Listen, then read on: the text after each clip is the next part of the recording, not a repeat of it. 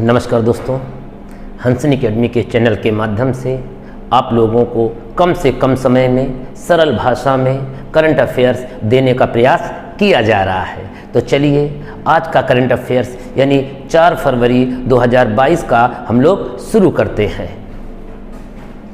मनिका बत्रा का संबंध किस खेल से है? तो इनका संबंध टेबल टेनिस से है। आपके एग्ज़ाम में स्पोर्ट्स में कई बार खिलाड़ी का नाम देता है और पूछता है कि यह कौन खेल से संबंधित है। तो मनिका बत्रा का संबंध किस खेल से है? टेबल टेनिस से है। शीतकालीन ओलंपिक खेल 2022 में कहाँ होंगे? तो ये कहाँ होंगे? बीजिंग में। दुनिया में शीतकालीन ओलंपिक खेल जो है आपके 4-4 सालों में होते हैं। एक ग्रीष्मकालीन होता है, वो भी 4 साल में, जो आपने देखा होगा 2020 वाला टोक्यो में हुआ था। ये शीतकालीन ओलंपिक खेल है। ये कहाँ है? चीन की राजधानी बीजिंग में। ध्यान रखिएगा, शीतकालीन ओलंपिक खेल में केवल एक ही भारतीय खिलाड़ी भाग ले रहा है, जिसका नाम है आरिफ खान। ये जम्मू कश्मीर के रहने वाले हैं। तो एग्जाम में पूछ सकता है कि शीतकालीन ओलंपिक में केवल कौन भारतीय खिलाड़ी भाग लिया था? आरिफ खान। ठीक है। इस शीतकालीन ओलंपिक की थीम क्या है? इस शीतकालीन ओलंपिक की जो थीम है वो मैं आपको बता दे रहा हूं। Big Dwayne. ध्यान रखिएगा, इसकी थीम क्या है शीतकालीन ओलंपिक खेल की? Big Dwayne. ठीक है। तो अभी ये तो शीतकालीन है जो बीजिंग होने जा रहा है। इससे पहले आपने देखा होगा कि 2020 का जो टोक्यो ओलंपिक था वह 2021 में संपन्न हुआ। अब ग्रीष्मकालीन तो हो रहा है आपका बीजिंग में। शीतकालीन जो है आपका शीतकालीन आपका हो रहा है बीजिंग में। जो ग्रीष्मकालीन है वह 2024 में होगा, वो पेरिस में होगा। ठीक है। चलिए आगे बढ़ते हैं। इसरो ने चंद्रयान 3 को कब लॉन्च करने का ऐलान किया है? अगस्त 2022 में इसरो ने चंद्रयान 3 को लॉन्च करने का योजना बनाई है। इससे पहले इसरो ने चंद्रयान 1 और 2 को भी लॉन्च कर चुका है। कब किया है? आइए देखते हैं। इसरो ने चंद्रयान 1 को लॉन्च किया था 22 अक्टूबर को। कब लॉन्च किया था? 22 अक्टूबर 2008 को। ध्यान रखिए, अक्टूबर 2008 को।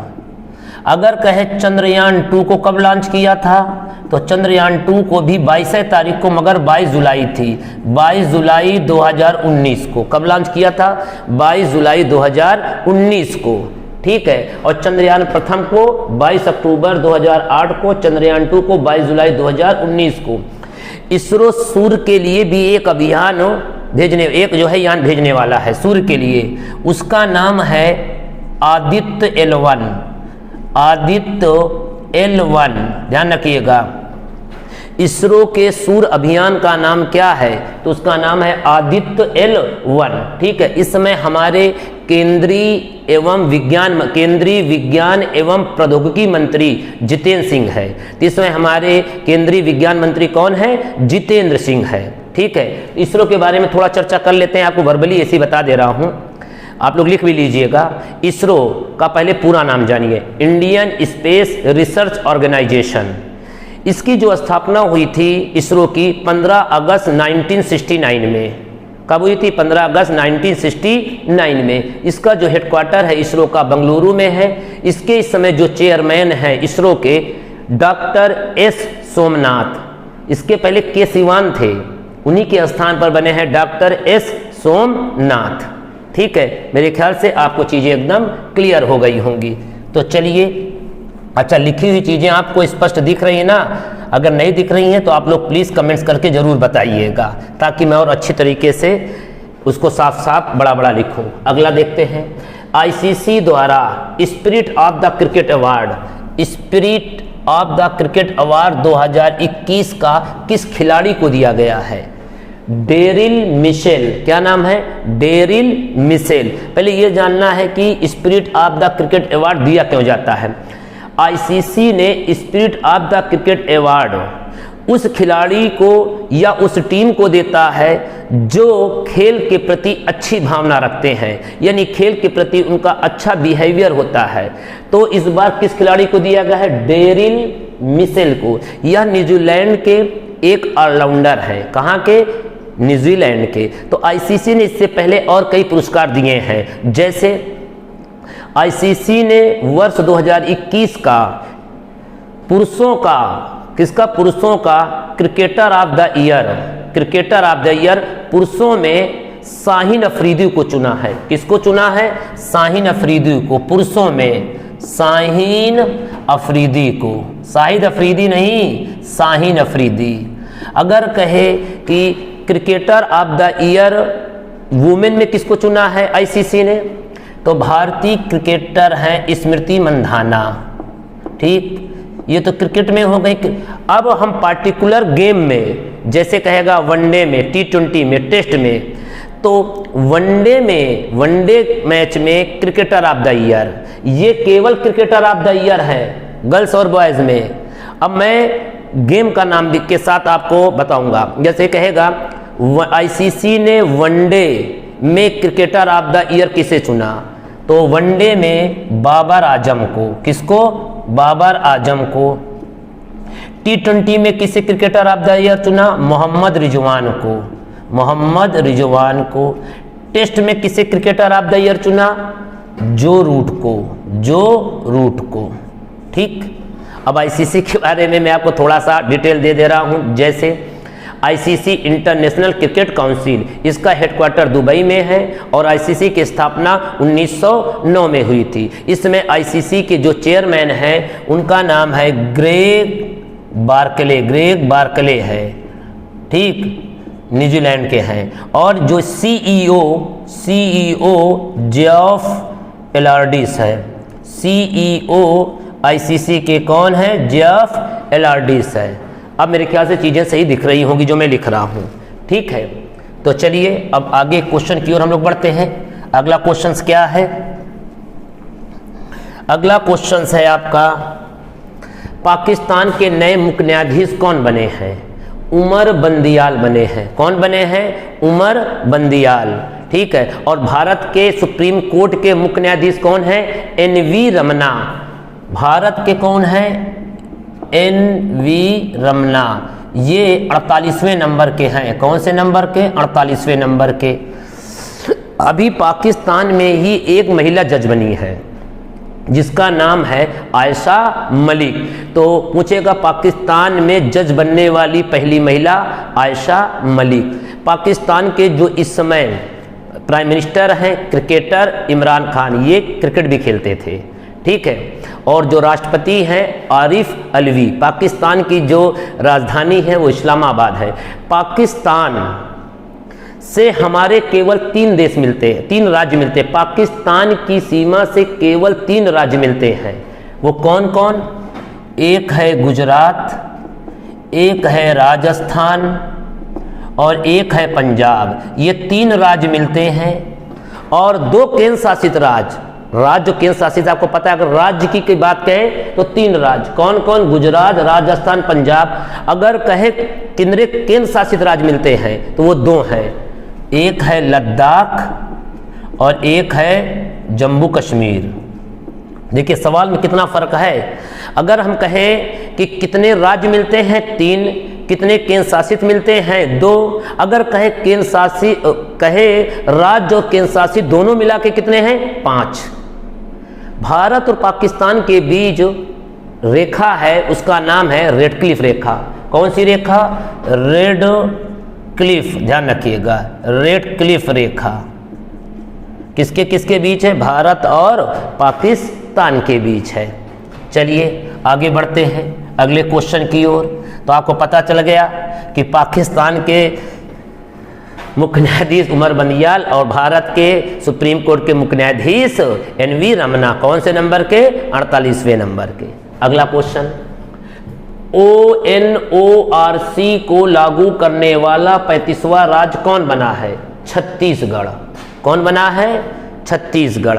35वां राज्य में बोल रहा हूं, ये केंद्र शासित और राज्य दोनों को मिला के बात कर रहा हूं काउंटिंग, क्योंकि टोटल को जोड़ोगे तो 36 हो जाएगा। 28 राज्य और 8 केंद्र शासित प्रदेश है, दोनों को मिला के कितने हो गए 36। तो ये दोनों में ये कौन सा राज्य है 35वां है, कौन है छत्तीसगढ़। अब आपके दिमाग में यह आ रहा होगा कि ONORC है क्या। वेरी वेरी इंपॉर्टेंट क्वेश्चन है, सुनिए। One nation one ration card क्या है, one nation one ration card, ठीक है, को लागू करने वाला 35वां राज्य कौन है छत्तीसगढ़, ठीक है। तो आज हम लोग इसकी चर्चा करेंगे। One nation one ration card है क्या, ठीक है, इसे कब कैसे क्या सरकार व्यवस्थित कर रही है, आइए हम लोग देखते हैं। तो इसको लागू करने वाला जो पहला राज्य था वो बिहार था। सुन लीजिए, one nation one ration card को लागू करने वाला पहला राज्य कौन था, बिहार था। यह योजना चली कब है, यह योजना जो चली है वो 9 अगस्त को चली है। 9 अगस्त 2020 को मोदी जी ने इसको लॉन्च किया था। ये राज्यों के ऊपर छोड़ दिया गया है कि वो अपने यहाँ लागू करें या ना करें, लेकिन इसे अभी पूरे भारत में लागू नहीं किया गया, ये राज्य के विवेक के ऊपर है, ठीक है। कब शुरू किया गया 9 अगस्त 2020 को। इसे पूरे भारत में कब लागू किया जाएगा, तो इसे पूरे भारत में लागू किया जाएगा 15 मई 2022 से। सुन लीजिए, अगर पूछे one nation one ration card कब शुरू हुई 9 अगस्त 2020 को, इसे पूरे भारत में कब लागू किया जाएगा 15 मई 2022 को, ठीक है। और आइए देखते हैं कि छत्तीसगढ़ के बारे में, किसके बारे में, छत्तीसगढ़। छत्तीसगढ़ की राजधानी क्या है, रायपुर। छत्तीसगढ़ की इसमें चीफ मिनिस्टर कौन है, भूपेश बघेल। और छत्तीसगढ़ के गवर्नर कौन है, अनुसुईया उइके। ना लिख पा रहे, मैं लिख दे रहा, अनुसुईया उइके, ठीक है। यहाँ पे भारत का 53वां टाइगर रिजर्व बना है। सुन लीजिए, भारत में कुल 53 टाइगर रिजर्व है, 53वां है कौन सा, तो 53वां टाइगर रिजर्व का नाम है गुरु घासीदास। गुरु घासीदास टाइगर रिजर्व किस राज्य में है, छत्तीसगढ़ में। भारत में कुल कितने टाइगर रिजर्व हैं, 53, ठीक है। यहीं पे एक राष्ट्रीय उद्यान भी पाया जाता है, उसका नाम है इंद्रावती राष्ट्रीय उद्यान। इंद्रावती राष्ट्रीय उद्यान किस राज्य में है, छत्तीसगढ़ में है, ठीक है। अच्छा, मेरी आवाज़ आपको क्लियर सुनाई दे रही है ना, चीज़ें स्पष्ट हो रही हैं एकदम। मैं सरल भाषा में आप लोगों को चीज़ों को बता रहा हूँ, ठीक है। चलिए, अगर कोई दिक्कत है तो आप लोग ज़रूर कमेंट्स करके बताइएगा। अगला क्वेश्चन देखते हैं।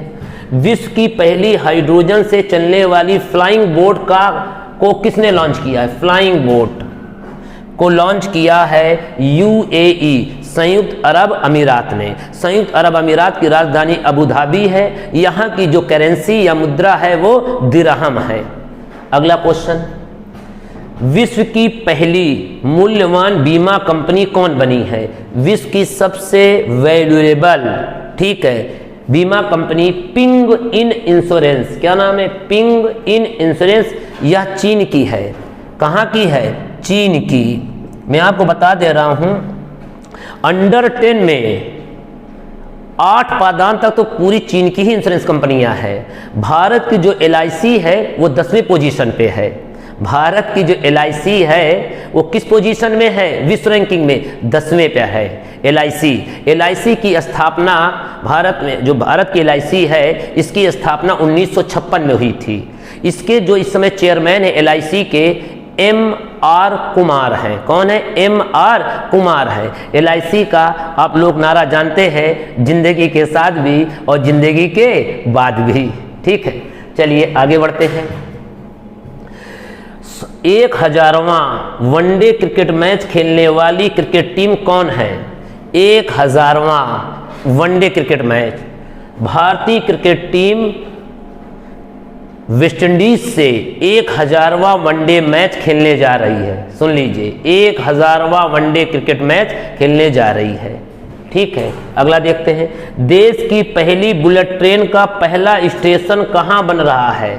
बुलेट ट्रेन आप लोग जान ही रहे हैं कि जापान के प्रधानमंत्री ठीक है। शिंजो एबे, अभी की बात नहीं कर रहा हूँ, ये मैं बात कर रहा हूँ 2014 की, ठीक है, 14-15 की। शिंजो एबे भारत आए थे, उन्होंने भारत के प्रधानमंत्री नरेंद्र मोदी जी से बात की और कहा कि मुझे भी भारत में बुलेट ट्रेन चलाना है। तो शिंजो एबे ने कहा कि आप भाई जगह बताइए, हम आपके यहाँ बुलेट ट्रेन चलवा देंगे। तो बुलेट ट्रेन भारत में चलाने के लिए कौन सहयोग कर रहा है? जापान। और भारत में पहली बुलेट ट्रेन चलेगी कहाँ से? Very very important question. Bharat में पहली बुलेट ट्रेन मुंबई से अहमदाबाद तक, सुन लीजिए, कहाँ से? मुंबई से अहमदाबाद तक 2024 से चलाई जाएगी। कब से चलाई जाएगी? 2024 से। तो स्टेशन का नाम क्या है? सूरत। बुलेट ट्रेन जो मुंबई से अहमदाबाद चलेगी, इसके बीच केवल 4 स्टेशन बनाए गए हैं, ठीक है। कितने स्टेशन? 4, जिसमें पहला कौन सा बनना है? सूरत। बुलेट ट्रेन कब चलेगी? 2024 में। कहां से कहां तक चलेगी? मुंबई से अहमदाबाद तक। इस समय जापान के प्रधानमंत्री कौन है? बहुत इंपॉर्टेंट है, उसका नाम है फूमियो, देख लीजिएगा, फूमियो किशिदा, फूमियो किशिदा इस समय वर्तमान में जापान के प्राइम मिनिस्टर हैं, ठीक है। जब सौदा हुआ था तो शिंजो एबे थे, इस समय कौन है? फूमियो किशिदा जापान के प्राइम मिनिस्टर हैं। चलिए आगे बढ़ते हैं। तोरग्या महोत्सव 2022 कहाँ मनाया गया है? ये मनाया गया है अरुणाचल प्रदेश में, ठीक है। इसके अलावा यहाँ पे और जो है मनाए जाते हैं महोत्सव, एक है पक्के पागा हार्नबिल। पक्के पागा हार्नबिल महोत्सव कहाँ मनाया जाता है? अरुणाचल प्रदेश में। ध्यान रखिएगा, अगर हम केवल कहें हार्नबिल महोत्सव, दोनों में अंतर है, ध्यान रखिएगा। अगर हम कहें हार्नबिल महोत्सव तो ये मनाया जाता है नागालैंड में, ध्यान रखिए, दोनों में अंतर है। कहे पक्के पागा हार्नबिल अरुणाचल प्रदेश में, अगर कहे केवल हार्नबिल महोत्सव नागालैंड में, ध्यान रखिएगा। और इस समय अरुणाचल प्रदेश की राजधानी ईटानगर है। अरुणाचल प्रदेश के जो इस समय सीएम है पेमा खांडू है, ठीक है, मैं लिख दे रहा हूँ, पेमा खांडू है। और यहाँ के जो राज्यपाल हैं बीडी मिश्रा, कौन है? बीडी मिश्रा है, ठीक है। यहाँ पे कई मशहूर दर्रे पाए जाते हैं, जैसे बोमडिला दर्रा, दिफू दर्रा, यांगयाप दर्रा, ये सब कहाँ पाए जाते हैं? अरुणाचल प्रदेश में पाए जाते हैं। अरुणाचल प्रदेश में कुछ चीज़ें और हैं, जैसे मैं आपको बता दे रहा हूँ कि अरुणाचल प्रदेश में कोई एक राष्ट्रीय उद्यान है, उसका नाम है नामदफा राष्ट्रीय उद्यान कहाँ है? अरुणाचल प्रदेश में। पक्के टाइगर रिजर्व, देखो ये पक्के पागा हार्नबिल महोत्सव है, एक यहाँ पे टाइगर रिजर्व पाया जाता है, उसका नाम है पक्के टाइगर रिजर्व। पक्के टाइगर रिजर्व कहाँ है? अरुणाचल प्रदेश में है। तो मेरे ख्याल से मैंने आज आप लोगों को एक बहुत ही कम समय में ज़्यादा से ज़्यादा कंटेंट देने का प्रयास किया, और मेरा ये प्रयास रहता है कि आपको करंट अफेयर सरल से सरल भाषा में दिया जाए, ताकि आप आसानी से आपको याद भी हो सके। तो चलिए आज का करंट अफेयर हम लोग यहीं समाप्त करते हैं, ठीक है। नमस्कार, जय हिंद।